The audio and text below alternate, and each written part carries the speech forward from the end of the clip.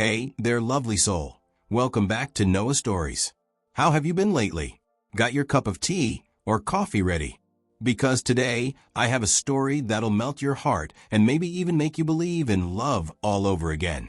Imagine being left at the altar and somehow finding real love not in luxury, but in a quiet cafe with a man who makes warm bread and even warmer memories. Let's dive into Sophie and Ethan's story, where heartbreak leads to something far more beautiful than any fairy tale ever told. Sophie Evans had planned over 100 lavish weddings in her career, but today it was finally her turn to walk down the aisle. A spring ceremony at a lakeside estate in Portland, Oregon. All right, folks, Noah here, back with another story. Hope you're doing well and maybe got yourself something warm to drink. 'Cause today's tale is a real heart melter. Might even get you believing in love again. Ever think about getting ditched at the altar, then finding real love, not in some fancy place, but in a cozy little cafe? A place where a guy bakes bread and makes even warmer memories. We're talking about Sophie and Ethan, and how her heartbreak turned into something way better than any fairy tale you've ever heard. Now Sophie Evans, this woman had planned, I'm telling you, over 100 high-end weddings in her time. But today, finally, it was her turn to get hitched. Spring wedding. Fancy lakeside place up in Portland, Oregon. She swallowed hard. Please, can I stay here tonight? Just one night. I don't have anywhere else. I can't face the world like this. Ethan hesitated. He wasn't the type to invite chaos. His world was quiet, simple, just him and his coffee beans. But looking at her, shivering and broken, something softened. One night, he said, "Don't break anything." She nodded, curling tighter under the blanket. And for the first time in a long while, Ethan Hart, barista, loner, creature of habit, let someone into his space. The next morning, Ethan found Sophie still there, no longer curled on the bench, but sprawled on the floor beside the fireplace, wrapped awkwardly in the blanket. Her wedding dress, once pristine, was now a crumpled mess. "Didn't you say it was just for one night?" he asked, frowning. Sophie yawned and sat up, hair tangled like a bird's nest. "I changed my mind. The press is probably out there like a pack of vultures. Please, just let me stay a few more days." Ethan crossed his arms, clearly annoyed. "This is a coffee shop, not a motel." "Just a few days," she repeated, clutching the blanket tighter, eyes pleading. He sighed long and loud. "Fine, but take care of your own meals and don't touch my stuff." On her very first day, Sophie turned the place upside down. She raided his fridge like a tornado, knocked over a full bottle of soy sauce, and groaned. "I'm starving. Isn't there anything here besides bread?" Ethan rushed in, yelling, "What are you doing?" She gave him a sheepish smile. "Just looking for food. You can't seriously eat only carbs. You think I'm your private chef or something." He snapped, but then cooked her a simple plate of spaghetti anyway. When he set it in front of her, he muttered, "Eat it. Don't waste my effort." She took a bite and blinked in surprise. "This is really good. You're actually a great cook." He smirked.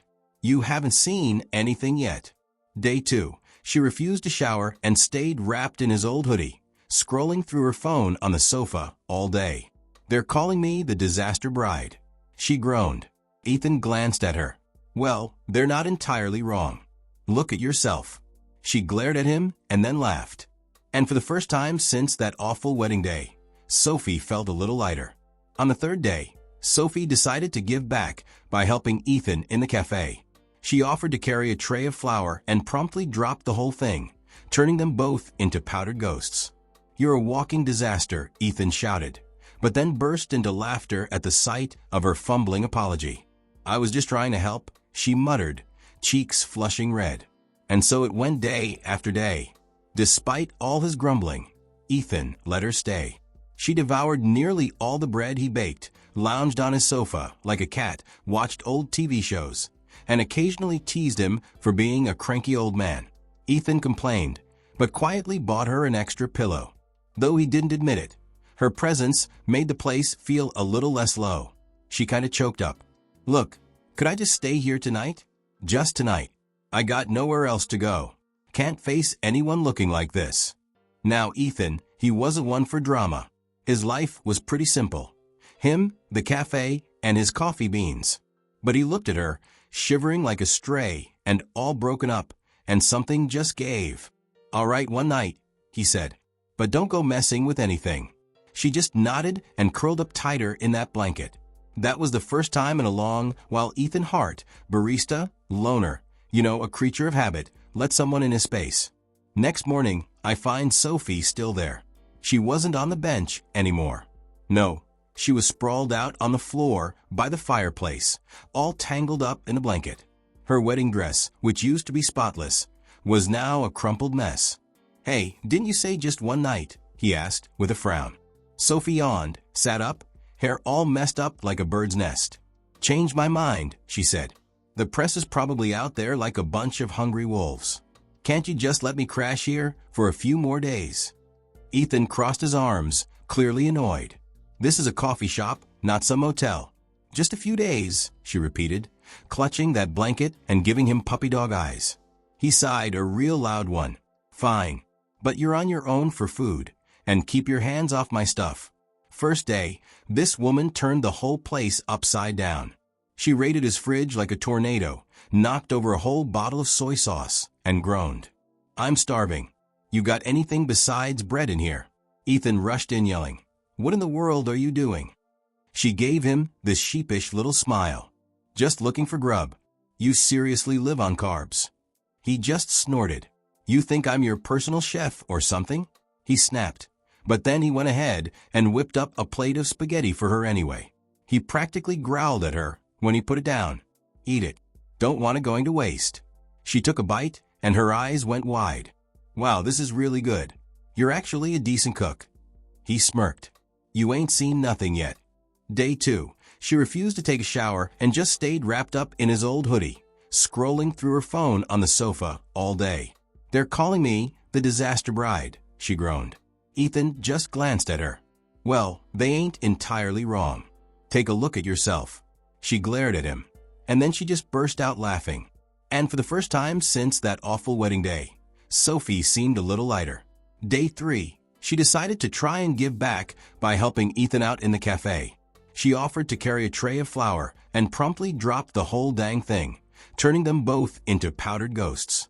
"You're a walking disaster," Ethan shouted. But then he just cracked up laughing, seeing her all flustered and apologizing. "I was just trying to help," she mumbled, her cheeks turning red. And that's pretty much how it went, day after day. Even though he was always grumbling, Ethan let her stay. She ate almost all the bread he baked, lounged on Hide's sofa like a cat, watched old TV shows, and kept teasing him about being a grumpy old man.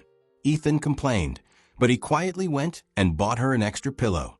He'd never admit it, but with her around, the place felt a whole lot less low-dash. Nolly. One evening, when Sophie spilled her coffee for the 3rd time that week, Ethan didn't scold her like usual.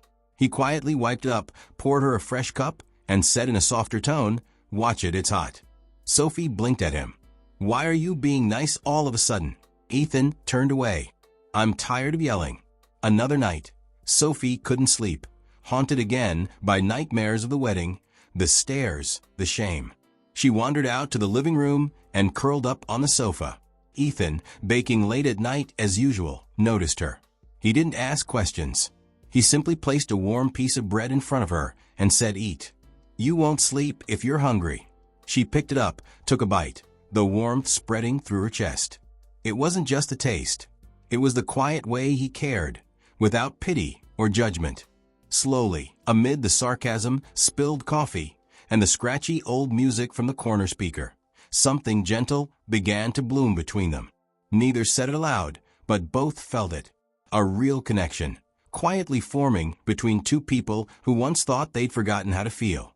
On the 5th morning, Ethan casually mentioned he needed to run out for more ingredients. Sophie, sipping coffee on the sofa, squinted at him. "Flour run?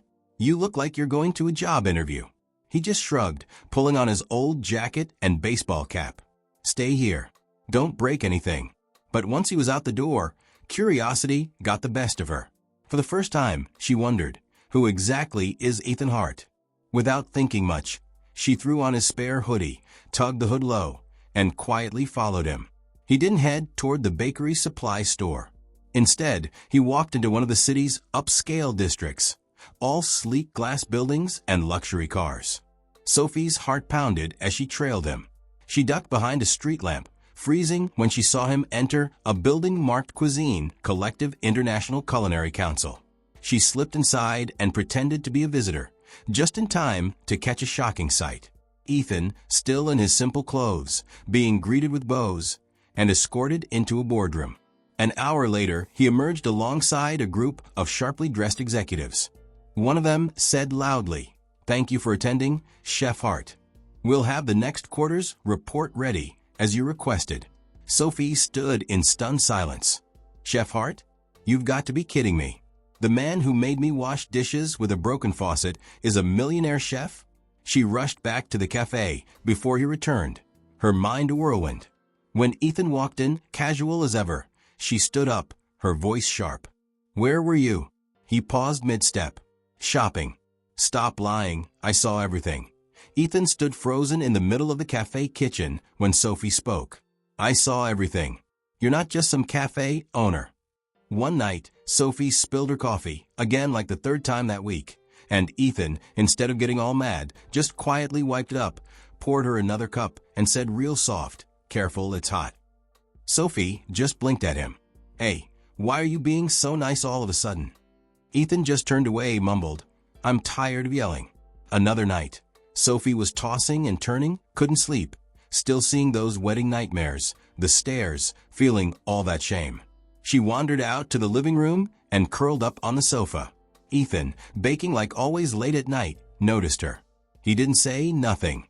He just put a warm piece of bread right in front of her and said, "Eat. You can't sleep on an empty stomach." She picked it up, took a bite, and that warmth just spread through her chest. It wasn't just the taste of the bread either. It was the quiet way he was looking out for her, no pity, no judging. Slow as anything, through all the wisecracks, the spilled coffee, and that scratchy old music playing in the corner, something real gentle started growing between them. Neither one said a word about it, but they both felt it. A real connection, just quietly building between two people who probably figured they'd forgotten how to feel anything at all. Fifth morning, Ethan just mentions, casual as can be, that he needed to run out for more stuff. Sophie, sipping her coffee on the sofa, squinted at him. "Flower run? You look like you're going to a job interview." He just shrugged, pulled on his old jacket and his baseball cap. "Stay here. Try not to break anything." But as soon as he was out the door, she couldn't help herself. For the first time, she just wondered, who is Ethan Hart really? Without thinking twice, she threw on his spare hoodie, pulled the hood down low, and quietly tailed him. He didn't go anywhere near the bakery supply store. Nope. He headed straight into one of the fancy parts of town, all those shiny glass buildings and luxury cars. Sophie's heart started pounding as she followed him. She ducked behind a street lamp, froze solid when she saw him go into a building that said, Cuisine Collective International Culinary Council.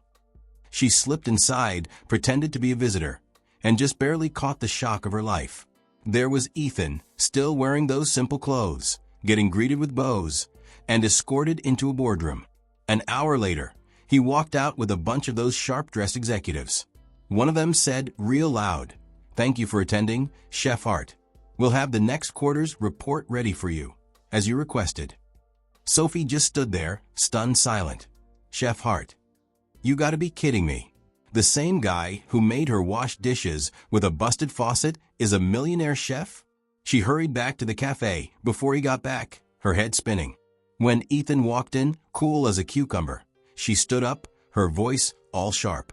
"Where were you?" He stopped dead in his tracks. "Shopping." "Quit lying, I saw everything." Ethan just stood frozen in the middle of the cafe kitchen after Sophie said that. "I saw everything. You're not just some cafe owner." Reviews in glossy magazines, 16-hour workdays, standing ovations. Then I walked away. Sophie stared at him, eyes wide with disbelief. "Why? Why did you hide that from me?" He met her gaze with quiet honesty. "Because I was tired of people seeing the brand, not the person. I opened this cafe to breathe again, to find a life that wasn't made of pressure and performance. Then you showed up." His voice softened. And for once, I didn't want to be Chef Hart. I wanted someone to stay just for me. Sophie stepped back, her voice trembling. And you didn't trust me to be that someone? Her hands curled into fists. I stayed because you made me feel safe. Because you brewed me coffee without asking. Because you saw me when I couldn't even look at myself. She swallowed the lump in her throat. But I guess I was just another person you didn't trust. HideThen tried to move toward her, but she shook her head, tears slipping down her cheeks. I need time. I don't know who I am right now, let alone who you really are. That night, neither of them slept. Sophie lay on the sofa, staring at the ceiling, arms wrapped around a pillow-like armor. HideThen sat alone in the kitchen, staring at the fresh loaf of bread he'd baked just for her, one he couldn't bear to serve. By morning, Sophie had packed her bag. Her eyes were red but steady. She stood by the door, where she'd once stumbled in soaking wet and lost, now about to walk out, dry but somehow even more broken. I'm leaving, she said quietly. HideThen, still behind the counter, still making coffee out of habit, didn't look up. I won't stop you, he said. But that doesn't mean I want you to go. She turned away. She didn't look back. Because if she did, she knew she wouldn't be able to leave. Back in her penthouse apartment, surrounded by elegance and silence, Sophie sank into the expensive leather couch. She stared at the skyline, but her thoughts drifted elsewhere, to a tiny kitchen, to a barista with calloused hands, to the warmth of bread and quiet kindness. It all felt empty now. One night, unable to hold it in anymore, she opened her laptop, stared at the blank page, and typed. I used to think love was fireworks and spotlight kisses, but now I know it's coffee brewed in silence, warm bread on a cold night, and a glance that says everything without saying a word. Sophie's blog post went viral. She hadn't used names, but anyone who'd followed the story of the runaway bride knew it was her, a woman abandoned at the who found refuge on an old cafe sofa and fell in love with a man who didn't use grand words, just warm bread and quiet presence. HideThen wasn't one to browse the internet, but one of his regulars read the blog out loud while sipping coffee. When they reached the line, I never stopped loving him, HideThen froze mid-pour. His hands trembled. He stared at the customer's phone like it held something too fragile to touch. The rest of the day, he barely spoke. That night, in the quiet of his cafe kitchen, he sent her a single tea. Reviews in the fancy magazines, working 16-hour days, standing ovations. Then I just walked away. Sophie just stared at him, eyes like saucers. Why? Why didn't you tell me all this? He looked right back at her, honest as the day is long. Because I was sick of everyone seeing the Chef Hart brand, not, me. I opened this cafe to breathe again, find a life that wasn't all about the pressure and the performance. And then you showed up. His voice softened. And for once, I didn't want to be Chef Hart. I wanted someone to stay just for me. Sophie stepped back. Her voice was shaking. So, you didn't trust me to be that person? Her hands clenched into fists. I stayed because you made me feel safe. Because you made me coffee without even being asked. Because you saw me even when I couldn't stand to look at myself. She swallowed hard, fighting back the tears. Guess I was just another person you didn't trust. HideThen tried to take a step towards her, but she shook her head, tears rolling down her cheeks. I need some time. I don't even know who I am anymore, let alone who you really are. That night, neither of them slept a wink. Sophie lay on the sofa, staring at the ceiling, like she was holding onto a pillow, like a shield. HideThen just sat alone in the kitchen, staring at that fresh loaf of bread he'd baked just for her, the one he couldn't bear to serve. Come morning, Sophie had her bag packed. Eyes were red, but she was steady.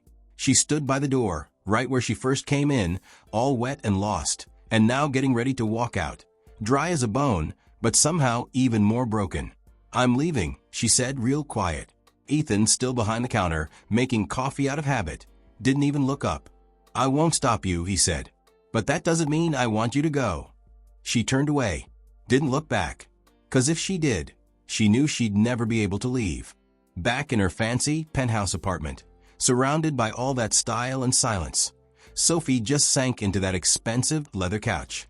She was staring at the city lights, but all her thoughts were miles away, in that tiny kitchen, with a barista with hands that were roughed up, the warmth of the bread, and all that quiet kindness.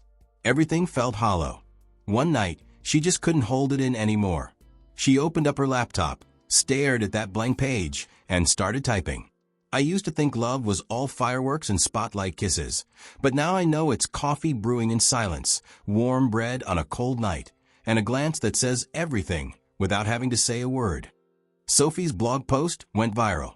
She didn't say any names, but anyone who followed the runaway bride story knew it was her, the woman who found refuge on that old cafe sofa and fell for a guy who didn't need fancy words, just warm bread and being there quietly. Ethan, he wasn't much of an internet guy, but one of his regulars was reading that blog out loud while sipping on his coffee. When they got to the line, "I never stopped loving him," Ethan just froze mid-pour. His hands started shaking. He stared at the guy's phone like it was something way too precious to touch. Rest of that day, he barely even spoke. That night, in the quiet of his cafe kitchen, he sent her a single T-XT. "Come to the cafe tonight. I have something for you." Sophie stared at the message. Her heart raced. When she stepped into the cafe, she gasped.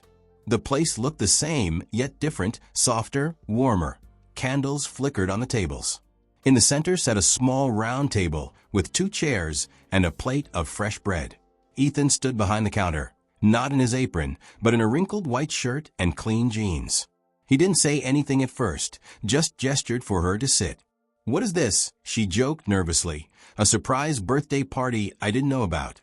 Ethan didn't smile. "No, just something I should have done a long time ago." He pulled a small handkerchief from his pocket. Wrapped inside was a simple silver ring.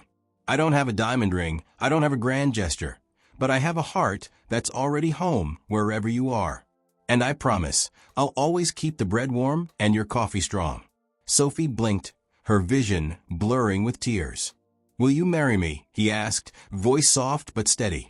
She burst out laughing through her tears. "You idiot who proposes in a bakery." Then she nodded. "But yes, I will." Ethan wrapped her in a tight embrace. She lightly thumped his chest. "Let go, I can't breathe." He chuckled. "I thought you liked the smell of flour."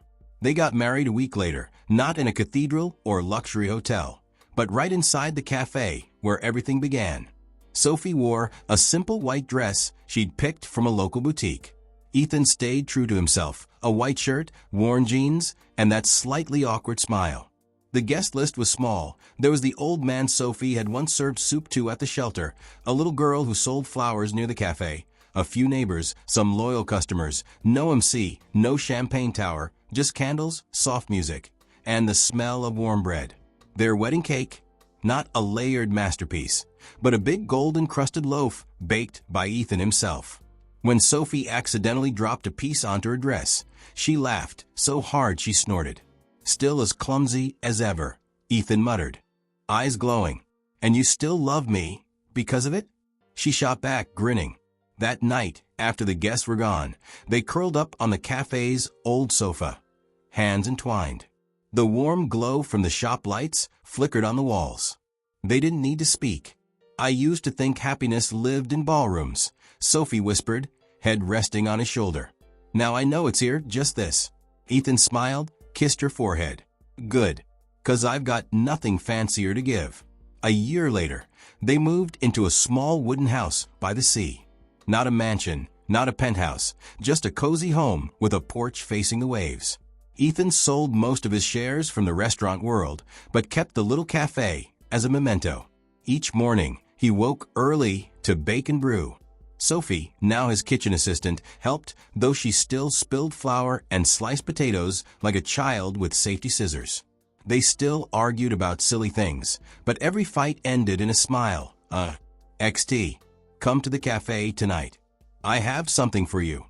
Sophie stared at that text message, and her heart just took off. When she walked into the cafe that night, she just gasped. Place looked the same, but somehow different. Softer, warmer, and there were candles flickering on all the tables. Right in the middle, there was this little round table with 2 chairs and a plate of fresh bread. Ethan was standing behind the counter, but he wasn't wearing his apron.